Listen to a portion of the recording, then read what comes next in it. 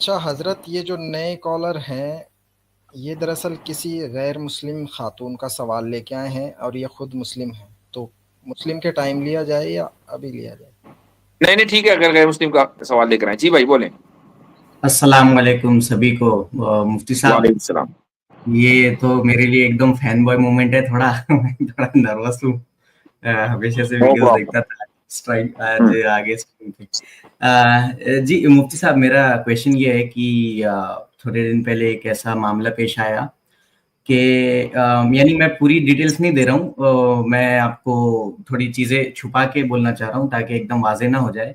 तो आप समझिए, आप मेरी मैं एक किसी गैदरिंग में हूँ जहाँ पे मेरी एक बहन जैसे नॉन मुस्लिम और एक अरब है, अरब मुस्लिम, और इनकी गुफ्तगू चल रही थी। एक मिनट मैं रुकिए। हाँ भाई, ज्वाइन करो। फिजा अली, डॉक्टर फिजा अली, बिल्कुल यू कैन ज्वाइन। सॉरी, आप आगे बोले तो। जी। जी जी, क्या इनकी हाँ। इनकी इनकी गुफ्तगू चल रही थी, और जो हमारी नॉन मुस्लिम बहन है, उनका पॉइंट ये था, वो ये कह रही थी उस अरब से कि दुनिया में एक चेंज आ रहा है, टेक्नोलॉजिकल चेंज आ रहा है। पूरी दुनिया यहाँ से वहां पहुंच जा रही है। जैसे मतलब फॉर एग्जांपल, अमेरिका चांद पे पहुंच गया, और आपने मतलब सऊदी में आपने लेडीज को ड्राइविंग लाइसेंस अभी 6 साल पहले दिया है। तो यानी मतलब दुनिया कहाँ की कहाँ पहुंच रही है, और आप अभी तक इसी इसी चक्कर में पड़े कि औरतें पर्दा करें और वो गाड़ी ना चलाए, घर से बहरम के बिना बाहर ना निकले। तो अब उस जो हमारा सऊदी भाई था, उसने ये बोला कि नहीं नहीं, हम उनको जानबूझ के पर्दा नहीं कराते हैं, वो तो खुद से पर्दा करती है। जैसे अगर हम कहीं टर्की घूमने जाते हैं, तो मैं उससे बोलता हूँ कि आपको नकाब नहीं पहनना तो आप मत पहनो, वो अपनी मर्जी से पहनती है। हाँ, लेकिन मेरे दिल में ये होता है कि नहीं, वो पहने। तो अब उस पर भी हमारी हिंदू बहन बोलती है कि नहीं, तो फिर ये आपके दिल में भी ऐसा क्यों होता है? मतलब आप तो औरतों को सर, मतलब बेसिकली यही है कि दुनिया चांद पर पहुंच गई और आप अभी तक इन्हीं चक्करों में पड़े हो। ठीक, बेसिक देखें देखें, बात ये होती है जनाबे वाला, उस अरब को खैर वो क्या जवाब देना चाहिए तो वो अलग बात है। एक सवाल जरूर पूछना चाहिए उस औरत से कि तुम्हें एतराज इस बात पर है कि 6 साल पहले औरतों को ड्राइविंग की इजाजत मिली, या तुम्हें इस बात पर एतराज है कि यानी उनको दुनिया चांद पे पहुंच गई और आप फरसूदा निजाम के अंदर गिरफ्तार हैं। अगर बात 6 साल की है तो मुद्दत जो है वो कोई अहमियत नहीं रखती है। आज से तकरीबन 100 साल पहले अमेरिका में औरतों को वोटिंग का हक नहीं था। तो अब कोई ये कह सकता है कि भाई आइजक न्यूटन भी मर के जिंदा होकर पूरा काम करके चला गया, और जनाबे वाला आइंस्टाइन भी पैदा हो गया था, वो भी साइंटिस्ट बन गया था, और दुनिया साइंस के मैदान में तरक्की कर रही थी, तो जहाज बन रहे थे, गोले बारूद बन रहे थे, टैंक बन रहे थे, सब हो रहा था, तुम्हारे यहाँ औरतों को वोटिंग का राइट नहीं था। इमेजिन करें कि क्या ये आर्ग्यूमेंट सही है। और अगर जी ये उसका आर्ग्यूमेंट मुसलमानों के खिलाफ, बल्कि सऊदिया के खिलाफ, इसका ताल्लुक मुसलमानों से नहीं है, सऊदिया से, सऊदिया के खिलाफ उसका आर्ग्यूमेंट ठीक है, तो ये आर्ग्यूमेंट भी ठीक है ना। तो जी ये चीज ध्यान में रखनी चाहिए। Point number 1। पॉइंट नंबर 2, आवाज आ रही है ना मेरी? जी जी, मुफ्ती साहब आ रही है क्लियर। अच्छा। पॉइंट नंबर 2, जब हम किसी मुआशरे पर तनकीद करते हैं, क्रिटिसाइज करते हैं, तो हमें यह नहीं भूलना चाहिए कि वो मुआशरा बहुत से दूसरे फैक्टर से मिलकर बना है। ये जरूरी नहीं है कि उस मुआशरे में जो कुछ हो रहा है वो इस्लाम की वजह से हो रहा है। सऊदिया में बहुत कुछ ऐसा है जो उनके ट्राइबल सिस्टम का हिस्सा है।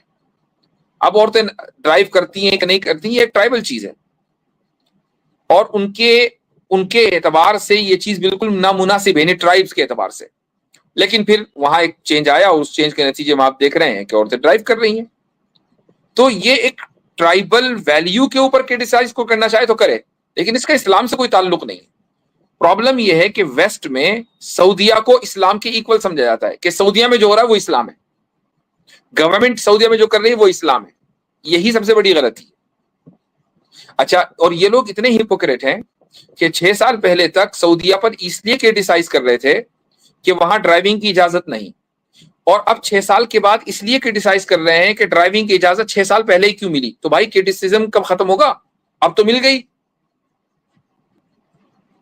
नहीं नहीं, बेसिकली मुफ्ती साहब क्वेश्चन ये था कि आप इन सब बखेड़ों में क्यों पड़े हो? आप दे दो ना उनको इजाजत, सारी इजाजतें दे दो उनको, मतलब आप पर्दे के में मत जकड़ो उनको, आप मतलब सारी इजाजतें दे दो, फिर देखो तो ये अमेरिका की तरक्की ये सवाल फिर फ्रांस के ऊपर भी होना चाहिए कि सारी इजाजत दे दो ना, बुर्कीनी पहनने की, पर्दा करने की, हिजाब करने की, नकाब करने की, उनको इजाजत क्यों नहीं है?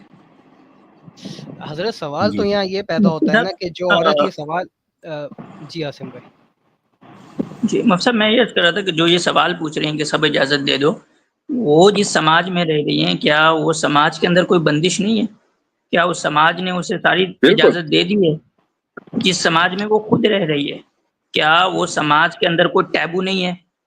क्या उस समाज के अंदर किसी तरह की कोई लॉ यानी कि जो उसको रिस्ट्रिक्ट करता हो? मैं सोशल नॉर्म्स की बात नहीं कर रहा हूँ, वो लॉज जिस पे वो कहेगी कि मैं I am proud of that law, क्या वो लॉ उसको रिस्ट्रिक्ट नहीं कर रहा है? तो बंदिश तो उसको भी है ना, चाहे वो अमेरिका में रह रही होगी या कहीं भी रह रही होगी। और मतलब इसमें मैं एक पॉइंट और ऐड करना चाह रहा था, मतलब पैरामीटर्स क्या है जिससे वो ये कह रही है कि दुनिया यहाँ पहुंच गई, वहां पहुंच गई, और जिससे वो जज कर रही है।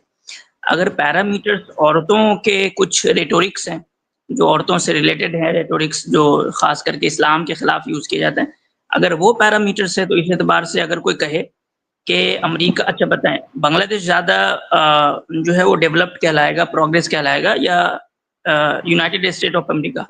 एंजल भाई, आमतौर पे दुनिया किसको समझती है ज्यादा प्रोग्रेस और ज्यादा डेवलप्ड? जी यूएस ऑब्वियसली, यूएसए को। तो एक बांग्लादेशी उठ के कहे भाई देखो हमारे यहाँ से 2-2 प्राइम मिनिस्टर हो गए, तुम्हारे यहाँ तो आज तक एक भी सदर औरत नहीं हो पाई पूरी हिस्ट्री में, तो भाई तुम हमसे कम डेवलप हो, तुम हमसे कम प्रोग्रेस हो। अगर वेस्ट को कोई ये ताना पाकिस्तानी दे के भाई हमारे यहाँ बेनजीर भुट्टो रही, कोई इंडियन दे के भाई हमारे यहाँ जो है वो इंदिरा गांधी हो चुकी है, ठीक है, तुम्हारे यहाँ तो आज तक कोई नहीं बन सकी। तो ये सब मतलब बचकाना चीजें हैं, ठीक है। तो ये हमारे उसूल नहीं, हम ऐसे किसी भी सिविलाइजेशन को जज नहीं करते कि कहाँ क्या हुआ नहीं हुआ। ये सब पिटी इश्यूज हैं जो आजकल पता नहीं कम इल्मी की वजह से या रेटोरिक की वजह से जो है वो ज्यादा फैल रहे हैं। हम उसूलों पे जज करते हैं, और हमारे यहाँ सिविलाइजेशन और किसी भी सोसाइटी को जज करने का उसूल अखलाकी होता है, ये नहीं होते ये छोटे मोटे पिटी इश्यूज। जी, मैं बस एक बात ऐड करना चाहता था आसिम भाई, बहुत अच्छा आपने कंक्लूड किया इसको। अच्छा, ये सवाल ना हमेशा उठाया जाता है, दुनिया चांद पे पहुंच गई, चांद पे पहुंच गई, चांद पे पहुंच गई, एक आर्ग्यूमेंट है, रिपीट किया जाता है। भाई चांद पर पहुंचने के लिए जिन न्यूटोनियन मैकेनिक्स का सहारा लिया गया था, वो आइजैक न्यूटन खुद एक क्रिश्चियन था और एक डिवाउट क्रिश्चियन था। अगर आज वो जिंदा होकर आ जाए और उससे पूछा जाए ये चीज कि औरतों को इस तरह घूमना चाहिए, तो वो खुद इनकार करेगा। सवाल ये पैदा होता है भाई आपने बुर्का उतार के या आपने बिकिनी पहन के आप कौन सा चांद पे पहुंच गए? सही, सवाल बिल्कुल। डॉक्टर जेम्स वेब की मिसाल दी जाती है, वो खुद एक डिवोट क्रिश्चियन था। वर्नर वॉन ब्राउन की मिसाल दी जाती है, अपोलो 11 का जो जिसको चीफ आर्किटेक्ट कहा जाता है, सेचन 5 रॉकेट का, वो बंदा खुद डिवोट क्रिश्चियंस की बात बता रहा हूँ मैं, ऐसे नहीं कि बस लिबरल क्रिश्चियन हो, क्रिश्चियनिटी बस ऐसी प्रैक्टिस पे, तो डिवोट क्रिश्चियंस की बात बता रहा हूँ। और ये वो क्रिश्चियंस हैं जो औरत को हकीर समझते थे और अभी भी समझते हैं, जो कंजर्वेटिव्स हैं। अच्छा, यहाँ ये सवाल जरूर होना चाहिए कि नंगा होने और साइंटिफिक एडवांसमेंट का ताल्लुक क्या है आपस में? अच्छा, मजेदार बात यह है, एस्ट्रोनॉट भी जब हजरत जाता है ना चांद के ऊपर, तो वो भी बुर्कीनी पहन के ही जाएगा।